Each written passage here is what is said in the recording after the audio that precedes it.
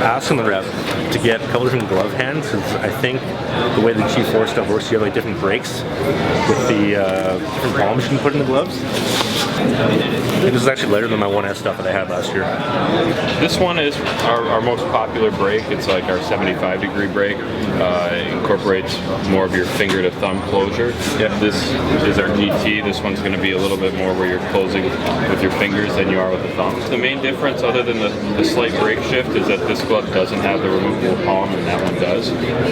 So if you get a custom G4 trapper, or if you buy a spare liner, you also get a practice insert. Could be wrong from what I was looking on the website, but like, you can take it out, well at least with that one, you can take it out to change the angle of it, so you change the closure. Right, yeah. So on this one, that's where the 60 is going to shift your fingers a little bit more that way, and you're going to get real, like a tight pinching feeling. The 75 is kind of in between, and then the 90 is going to shift your fingers outward a little bit more, so when you're closing, you feel like you're closing with all 4 fingers rather than this type of a feel. So I'm going to buy one glove, I can just play around with it till You could get all 3 palms, and then you could practice for a week with this one, put a different one in, practice for a week with that one, try it out, and then whatever you figure out that extra palms. I don't have any of the full right ones with me. How much do the palms cost? I think $50 Canadian. Both of the gloves strap very similarly on the back. We don't do any wrist straps, but you have all the wrist mobility that you need. Specifically, like on a backdoor rebound save, you want to get your wrist off the cuff a lot so that you can get it square on top of the puck. If you have a wrist strap cranked down, you end up having to use more of your arm to make the save and bring it back, which that obviously is giving up a lot of the coverage. You want to get it out and on top of it. So is that the T you mentioned that was a lot more narrowed out from years ago? Yeah, the G4T is a little bit narrower and all 3 parts. So, did you say that you liked the G4 a little bit more than the GT? Yeah. Kind of played around Nolan stuff a bit last summer, and then playing around with stuff before, and more of a G4 kind of guy. Yeah. The roll is different from years back. Yep. Yeah. So we thinned down the outer roll a little bit with the intent to be able to get the face of the pad closer to the post when you're down in like a reverse V8 position or like a tight wraparound play.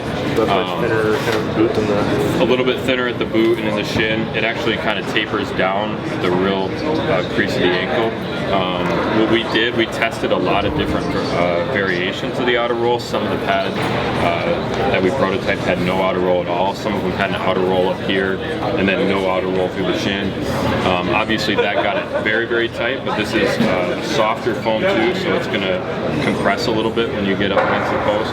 What we found in a lot of our tests though, and what we were getting feedback on, was that there still is an element of stopping power that comes from the outer roll, especially in tight rebound scenarios and even in like backdoor plays where you're extending your pad out.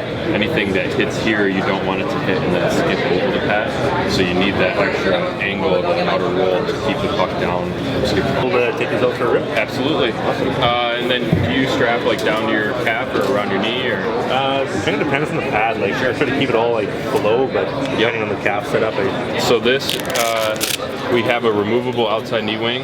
If you do want to go around your knee, what's nice about this, it's elasticized. So when you go from stance to butterfly, this will rotate and move out of the way.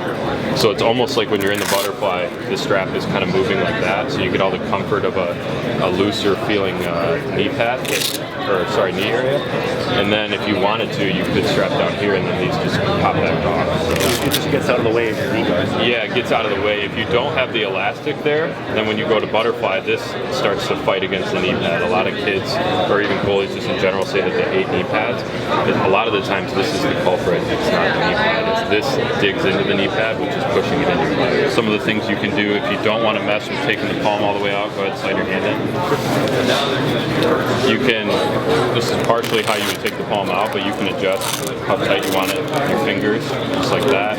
So you can make it tighter or looser depending on how you grip the shoulder of your stick. And then in the wrist strap area, you can bring it down on an angle. Actually, this glove's already got it down like a little bit on an angle. So the difference between the 3 slots? Yeah, so that's for if you move the palm up or down, that you can again line the wrist strap up with whatever setting you have. But just leaving it as is and changing the slots doesn't change what? It changes a little bit. The glove would come standard. This is like a mid setting right now, so it would come like this. But if you take them down on an angle, it's going to give you just a little bit more wrist mobility for like a high blocker save.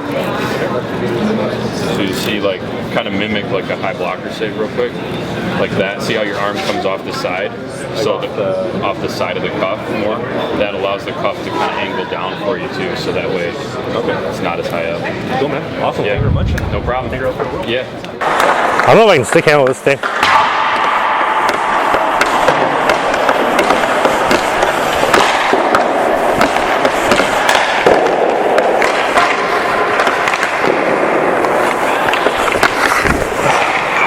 So I think Kirk gave us like the G3 and the G4 glove. This one's the G3.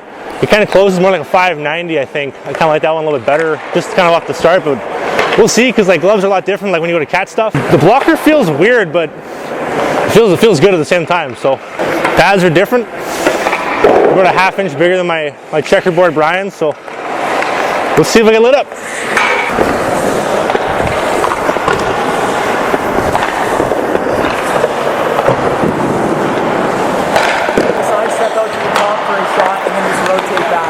Okay. Out and back. That's a sick helmet. Oh, thanks, man. That looks amazing. Awesome, thank you. Is that the Bauer? Yeah, it's a new one Yeah. from Christmas time. Yeah.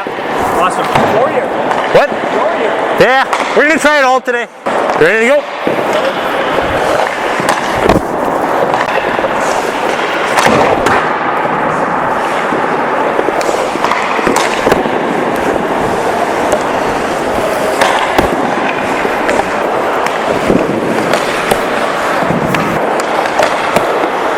Yeah, this glove feels really good. This glove feels really good, actually. I think this is honestly the best glove I've ever used in my life. I shit you not. Just the closure feels really good.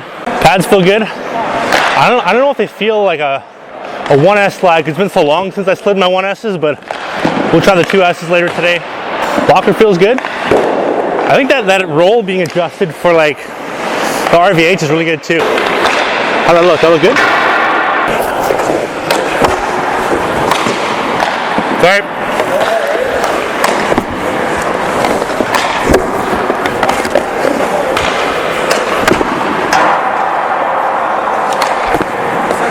I'm actually breaking a sweat right now.